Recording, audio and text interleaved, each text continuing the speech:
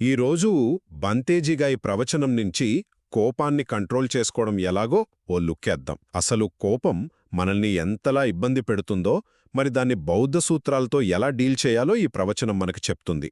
మనసు ప్రశాంతంగా ఉండాలంటే ఏం చెయ్యాలో కొన్ని ప్రాక్టికల్ టిప్స్ ఇస్తుందన్నమాట. సరే, ఇందులో ముఖ్యంగా 3 పాయింట్స్ చూద్దాం.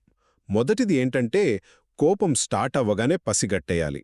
అదో చిన్న చిరాకులా మొదలవుతుంది కదా, దాన్ని అప్పుడే పట్టించుకోకపోతే ఇంట్లో దుమ్ము పేరుకుపోయినట్టు పెరిగిపోతుంది. అందుకే స్టార్టింగ్లోనే దాన్ని పట్టుకోవడం చాలా ముఖ్యం. ఇక రెండవది, కోపం ఎంత డేంజరస్సో అర్థం చేసుకోవాలి. ఇది అచ్చం నిప్పు లేదా మరుగుతున్న నీళ్ల లాంటిది. అంతా పాడు చేస్తుంది. దీనివల్లే మాటలు తూలడం, గొడవలకు దిగడం జరుగుతుంది, రిలేషన్స్ పాడవుతాయి. అంతేకాదు, మనల్ని మెంటల్గా వీక్ చేసేస్తుంది కూడా. ఇక చివరిగా, కోపాన్ని ఎదుర్కోవడానికి కొన్ని ప్రాక్టికల్ స్టెప్స్ ఉన్నాయి. ఆ బుద్ధుడు ఎంత శాంతంగా ఉండేవారో గుర్తుంచుకోండి, కోపం ఎప్పటికీ ఉండదు, అది జస్ట్ టెంపరరీ. ఇతరులు మీకు చేసిన మంచిని తలుచుకోండి. కొంచెం కోపం తగ్గాక మెత్తా ప్రాక్టీస్ చెయ్యండి. అంటే అందరి పట్ల ప్రేమగా ఉండటమన్నమాట.